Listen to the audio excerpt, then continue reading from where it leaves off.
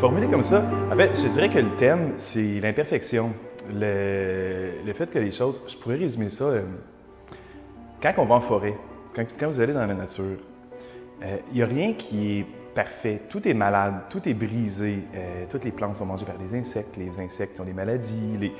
Puis c'est ça qui fait que le monde fonctionne. Fait qu'en fait, le thème de l'exposition, c'est ça, c'est l'imperfection, le fait que les choses sont jamais terminées, que tout est toujours un peu tout croche, mais que le monde fonctionne comme ça, puis c'est ça qui permet au monde d'évoluer.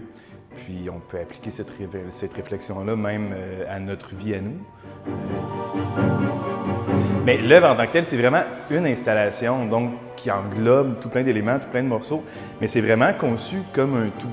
Je veux qu'on se sente un peu comme si on allait voir une représentation théâtrale où je me suis beaucoup inspiré de Imagineering, qui est l'entreprise qui fabrique les parcs d'attractions Disney puis les attractions. Donc, quelque chose qui se veut à petite échelle un peu immersif. Je veux qu'on oublie l'artiste un petit peu, puis qu'on embarque dans une histoire un peu fictive que moi-même je connais pas tout à fait, mais que le spectateur peut s'imaginer un peu.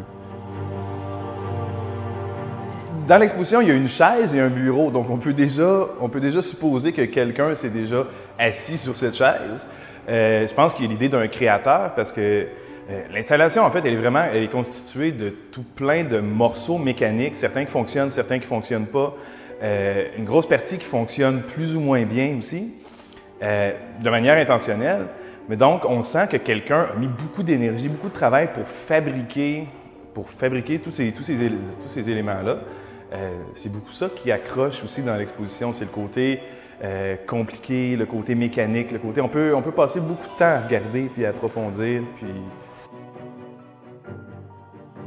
Il y a un élément de l'installation qui est un peu un personnage un peu féminin avec les cheveux, les cheveux longs un peu, qui est un petit peu penché par en avant, qui est un peu le premier visage que j'ai fait, qui au début fonctionnait très bien, qui est un visage donc en papier, en carton, qui bouge, qui ouvre la bouche, qui fronce les sourcils, qui cligne des yeux, mais l'exposition a été présentée déjà à 7 reprises. C'est ça qui est intéressant, c'est une exposition qui est usée. Ce personnage-là a beaucoup travaillé au cours des 2 dernières années, il a beaucoup bougé, puis c'est le cas de toute l'exposition. Puis ça a transformé l'exposition. Il y a des éléments qui ont été brisés, qui ont été réparés, qui ont été rajoutés, transformés. Et donc, ce personnage-là en particulier a l'air épuisé maintenant, après avoir été présenté à 7 reprises. Au début, ça se tenait droit, puis mon Dieu, qu'elle bougeait bien. Maintenant, elle est toute courbée, puis mon Dieu, que ça a l'air difficile. Je trouve que ce visage-là en particulier est assez représentatif du vécu que l'exposition a, parce que dans les 2 dernières années, l'exposition a beaucoup tourné. Puis donc, elle a pris beaucoup de vécu, puis c'est un élément que je trouve vraiment intéressant, c'est que ce vécu-là, on le ressent dans l'exposition, dans la façon que les éléments bougent, puis on sent que ça a travaillé.